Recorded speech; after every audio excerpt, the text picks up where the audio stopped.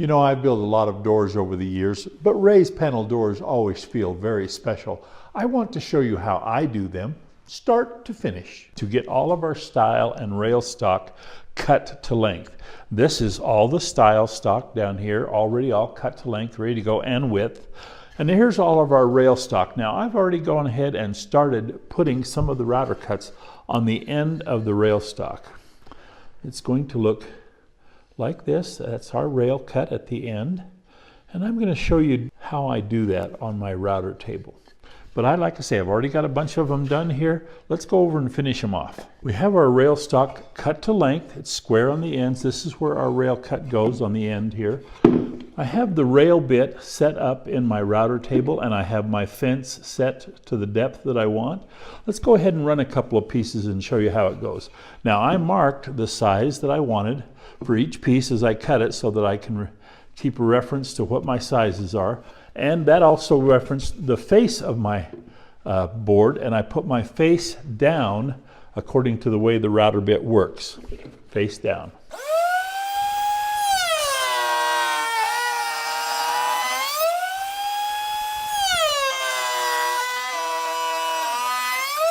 Okay, there's our nice rail cut at the end of our board.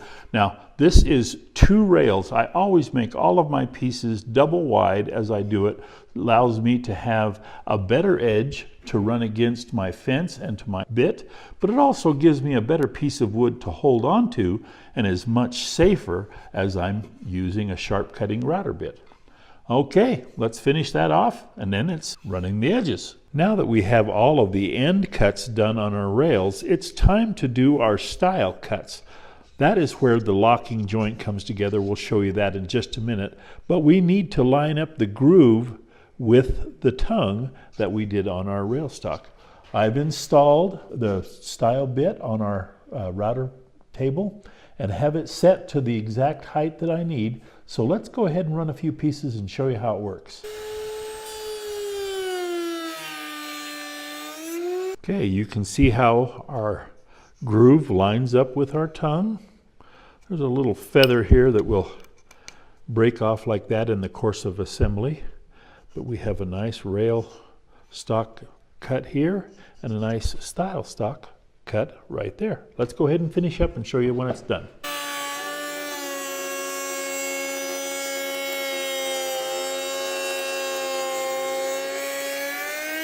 We've now done the stile cut, but I want to show you something, a problem that you can run into often. Hopefully this shows up really good. We have some chips along this edge. This edge is just kind of a real sharp little edge here. And we have some chips that have been taken out of this edge. It's also not very clean. Let me point to it a little better right here. Right along this edge right here, and right along this edge right here, there are some chips. Let me show you how I take care of that. I have my bench top jointer set up to only cut a 1/16 of an inch. And what I'm going to do is I'm going to run along and take a 1/16 of an inch cut off of the face that we just got through routing. Let's just show you how we do that.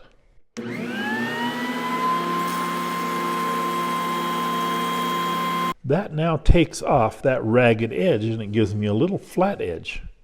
Let's go back over to our router table and redo this edge.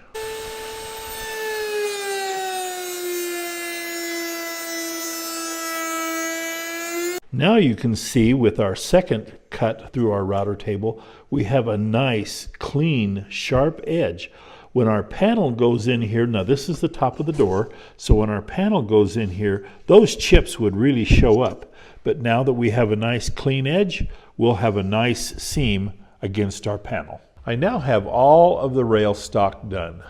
They're all the machining done on both ends. Here's the rail cut, here's the stile cut, and they're all done, ready to do their next step. These are all the stiles. I'm still working on them. You can see here I have some that I haven't done yet, but I have a lot of the stiles already done. The stile cut on both sides. Let me show you how those go together. Okay, here's a piece of our rail stock with the end cut and the long cut. And here's our stiles with the stile cut down both sides. And remember I said I made them both extra wide, twice the distance or twice the width of the stile and rails wide, so that we can cut them to size after we get the machining done on both edges. Now, I did machining on the edges, on the long edges of the stiles, the same way I did on the rails, by making a preliminary cut, taking a 1/16 inch off on my jointer, and then making a secondary cut to make it nice and clean. Let's go ahead and cut them to 3 inches.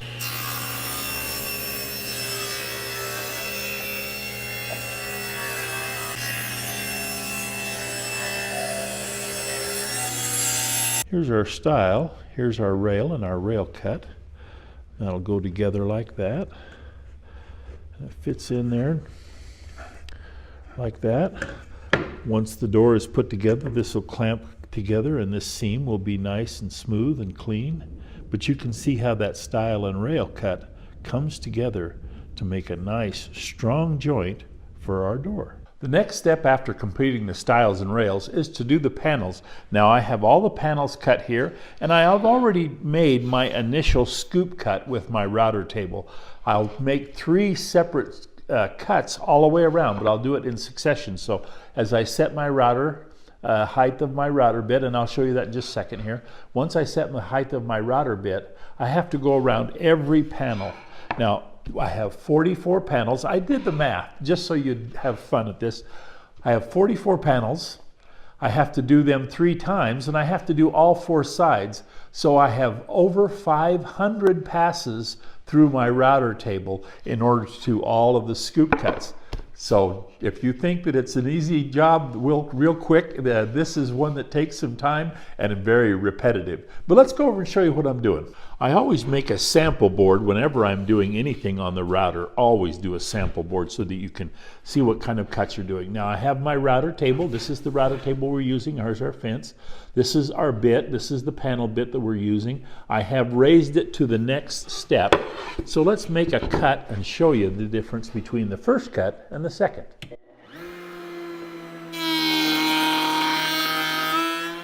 I'll bring this in real close, but you can see how much of a new cut we're going to be making.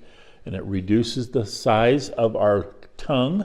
We have to get down to where our tongue fits in our groove, which will be our final cut. But you can see how we've made another cut. And now I have to go around every side of every panel with this next step. Getting ready to glue our door together now. We have our panel all sanded, and we sanded the back side of our panel and the route. The front side of the panel right here will be sanded after we sand the whole door out, but the route has to be sanded before we assemble, and the back has to be sanded before we assemble because we won't be able to get in there. But the last thing that we need to do is whenever you make a solid wood door, you have expansion and contraction in your panel, and you have to allow for that, and so we have what we call space balls. Now, space balls create a space between the panel and the bottom of the groove in your stiles and rails and allow that door panel to expand and contract. You don't glue the panel in, you just glue the stiles and rails together on the corners, and you'll see that as we go through here. But your panel floats, and these space balls keep it centered and allow for expansion and contraction.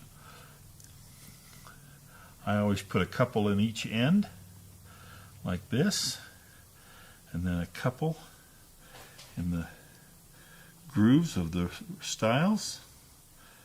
And that keeps our panel centered as we glue it together. And then I just take my glue bottle. I have marked where I want my glue to stop on my stiles and rails, and I just take my glue bottle, make sure I get plenty of glue. But we don't want so much, we don't want it to get into where the panel is, because like I say, we don't want our panel to be glued in. We want it to float and have that expansion and contraction capability. As an expansion and contraction is caused by heat, humidity, it's just a climate thing. So let's go ahead and put our rail stock in there. We had a little space ball fall out there, and then we put our panel in, We put our other rail piece in.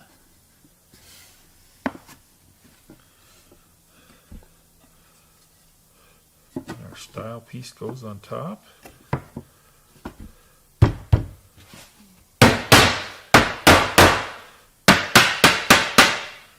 Bring our clamps in here, and we're going to clamp our door together.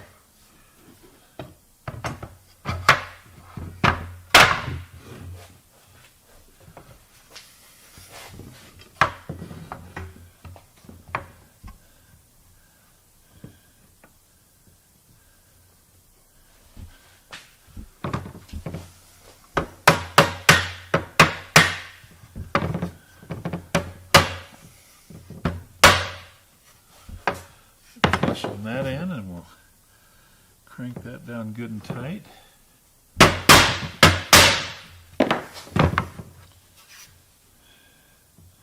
Start on the other end.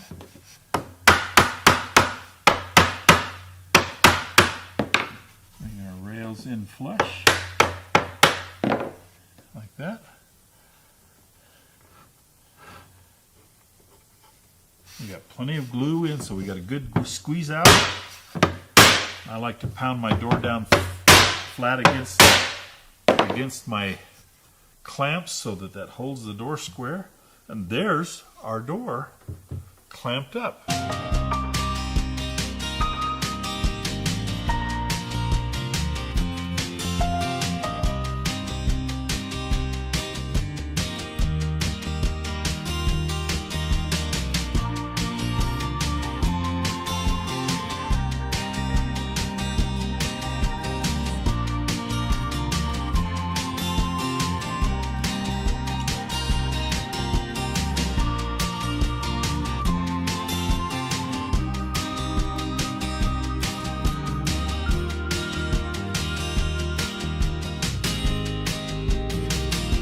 After we had our doors all assembled and had taken them over and had them wide belt sanded, we're now ready to do the finish sanding. Now let me bring you up to date just exactly what that was. We assembled the doors, we showed you how that went. A wide belt sanding brings everything down to the consistent level front and back. This is a back side of our door. Here's our front side with the raised panel, and we also used our edge sander to sand the edges nice and smooth, the top and bottom edges nice and smooth. Now, the wide belt sander sands down to 150 grit, but we've got to go back now and make sure that our sand is complete, consistent for what we want to have for our finish. I have 120 grit in here. I'm going to sand the whole door 120 grit, and I'm going to pay a lot of attention to this outside edge. This is the one edge that hasn't been sanded yet. It still has the saw blade marks from when we cut out our stile and rail.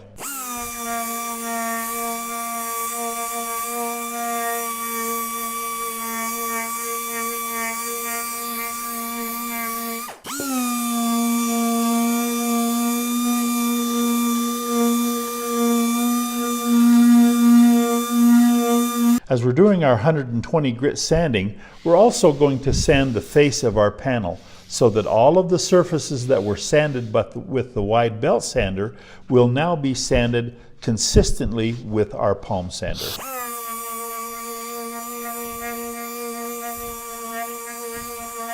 After 120 grit sanding, we're going to put a 3/16 round over edge on the face side of our door.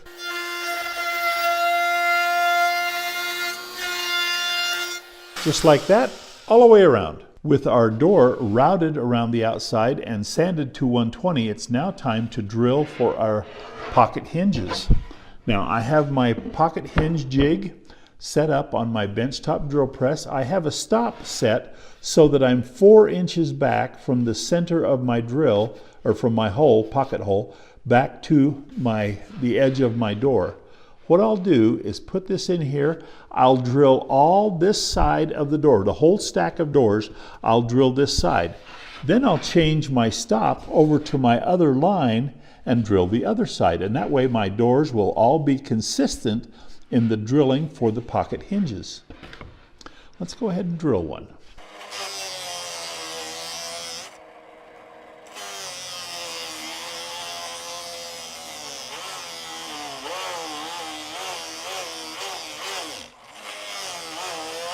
Okay, we'll drill the rest of the doors. We've moved the stop block to the other side of our drill press jig, and we'll drill the other side of the door.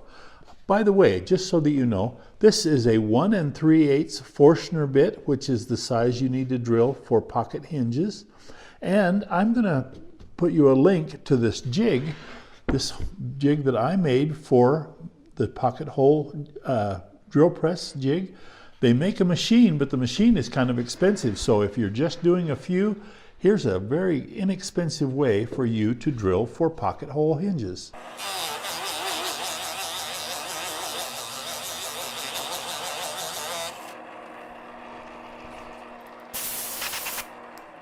Now it's time for the final sand, 150 grit, and we'll go over the entire door to make sure that all of our sanding is consistent. That way our stain is consistent.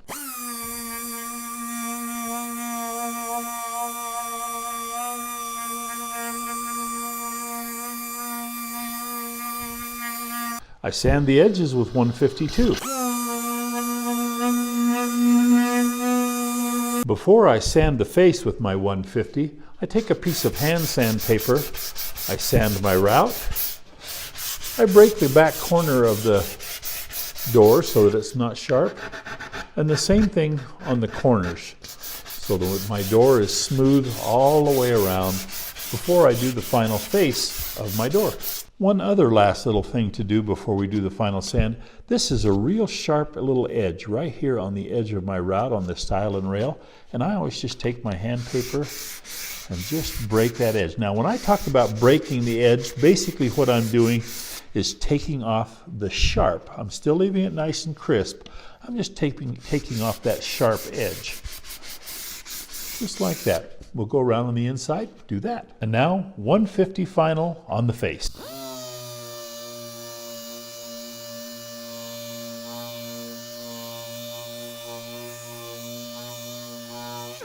And we're ready for stain. Well, as you can see, we have lots of staining and lacquering to do. So let's get started. I'll show you the process that I go through to stain all my doors. I always wear nitrile gloves, plastic or whatever. They're called nitrile gloves for my fingers so that I don't get all stainy. Glasses so we can see what we're doing. I always blow my door off. Get all the sawdust off. All right. The stain that we're going to be using is my Sherwood wiping stain, tinted to library oak. Let's open it up. One thing you want to do is always make sure that you have mixed your stain. Let me show you something here. I haven't used this for a few days, so there's always some sludge at the bottom. That's just the sediments of your stain that have settled in the bottom. You want to make sure that that's stirred up really good so that your color is consistent. And as I'm staining, especially when I'm staining a lot of things like the whole stack of doors that you just saw, I'll stir my stain several times in the course of staining my doors so that the sediment stays stirred up and my color is more consistent. All the sediment gone. Okay, now for applying my stain, I use terry cloth covered staining pad. Now you can buy these at your local paint provider, but I'll be very honest with you, the best ones are at Harbor Freight. I have really come to enjoy their staining sponges from Harbor Freight. Okay, and then you just dip a corner in here, get your stain in there. That's the nice thing about a staining sponge, is it holds lots of stain, so you can really get going. I do my panel first.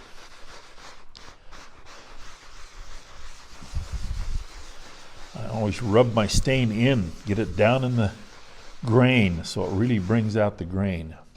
And I always have a little chip brush with me on my panels so that I can get down there in that groove there against the panel and make sure that I've got my stain covered all the way down in there like that. Okay, and then Like I say, it's a wiping stain. So I wipe with my paper towel. And you wipe it until it looks dry. Make sure you get all of the excess stain off, and you want to make sure that there's no streaks or anything like that in your stain, like that. And then I move on to the frame. Now I do the back all at once, and the stain takes an hour to dry, according to the directions on the can, 1 hour to dry. So I stain my back, and I let it dry before I flip and do the edges and the front. We'll do that in just a second. I have another door ready to go, so we'll show you how that works. I always try to wipe my stain with the grain so that it doesn't leave any streaks. And like I say, wipe till it's dry. And so all of the streaks are gone, and it's nice and smooth and consistent. There you go. Now let's do a front side and show you. The stain that we have put on the back side of our door is now dry, and we're ready to start putting stain on the front side. Again, we'll stir our stain to keep it fully mixed.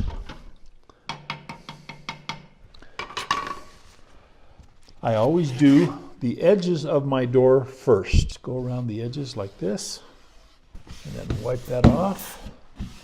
Good, like that. One of the reasons I do that is so that I make sure I don't get any mess on the back of the door. Because sometimes when you just stain the whole thing and you get a little mess on the back side of the door, then it dries and shows up when you start lacquering, and you've made an error, a boo-boo in your staining. So by doing the edge first, I'm able to keep an eye on the back of my door and make sure that I haven't created more problems. Okay, we're good. We're good, and we're ready to do the front. Okay, and again, I do the panel first, but I just do the route on the panel first. Get plenty of stain in on the route, like that. Come back with my chip brush. Make sure I get into all of the detail, all of the profile, and make sure that everything is stained properly so that I don't have any missed spots down low. Make sure I've got everything on the route itself covered good. And I'm a little short of stain right there, so we put a little extra. Then I come back and wipe that part clean, because that needs to be clean. And after I put the stain on there, I need to make sure that that's clean, because we don't want any pockets of dark stain or areas where it's smudged or anything like that. And this is where that happens the most. And so by doing it first and doing it separate, we make sure that our stain looks good and clean on our route and our panel profile, because the rest of it's much easier. It's just flat. Do the center of the panel. One of the reasons I use paper towels is because it soaks up really good, and then when they get filled up, I can just throw them away. They're easy disposable. Okay, just like that around the panel, or around the frame, excuse me. Now my rag is pretty dirty here. I got a little bit of clean. Well, I'm going to get me a new one, because I want my stain to be good and wiped dry so there's no streaking. And there we are. Our door is all stained and ready for the finish. Got to dry, and we've got lots more to do, so we'll set this aside to dry and work on the rest. We're getting ready to spray the lacquer now that our stain is drying. We're using Sherwood high build lacquer, pre-catalyzed and flat. Now I always recommend flat for my kitchens because it doesn't show the fingerprints. Obviously whatever the client wants to have is what we do, but most of the time we do flat because that's just a better choice for kitchen cabinets. When we get done with our first coat of lacquer, we're going to be spraying 3 coats of lacquer on the front, 2 coats on the back, sanding between each coat of lacquer, and I sand with a sanding sponge. Now the sanding sponges that I use, I just purchased from my local paint provider. They're just 3M and they're labeled fine. So that's the grit that I use, and they're just sanding sponges, and I use them and I sand them, blow out, keep them clean. That works really well. So let's stir up our lacquer. And every time you use it, again, just like our stain, every time you use your lacquer, you stir it to make sure that the sediment's on the bottom. If you look in there, you can see that the heavier parts of the lacquer have settled. So you have to stir those up, make sure that it's all good and stirred, and you don't want to shake it. You don't shake your lacquer. That puts air bubbles into it, and that'll put air bubbles into your finish. So you always just stir your lacquer whenever you mix it up. Okay, we've got it all stirred good now. And I'll show you one extra thing that I do. I always use a filter cup when I put my lacquer in, and that way if there's anything that has gotten into the lacquer, it doesn't go into my spray can. And so when I'm spraying a good clean lacquer. So I fill it up like that. Now this gun it's a Husky. It's called a Husky. It's just Home Depot, inexpensive. And I just use it right off of the shelf. I mean, I bought this, opened up the can, or opened up the box that it came in, ready to go. That's the way I spray. So let's go ahead and step out into the backyard where I have some fresh air, and we're going to spray out in the wind. We have the perfect day to spray out here. It's just about 70 degrees and light breeze to carry away any overspray. Also, I always spray in the shade. I make sure that I don't spray in the direct sunlight, because if the surface of the door were to heat up, that might make the lacquer bubble. And I don't want to have that. So we go around the outside edges first, and then across the door.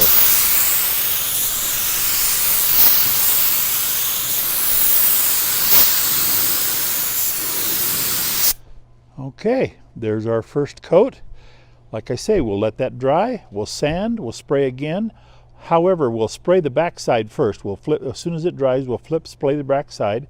Then we'll sand the whole door, spray the backside again, then flip and spray the 2 coats on the front side, the final coats, so that it's nice and clean on the front side. And that will be how we do our doors. And now you know how I do raised panel doors. Well, we're almost done with our raised panel doors, which will finish off our kitchen. I can't wait to show you when it's all put together. And I'll see you then on Woodworking with Wes.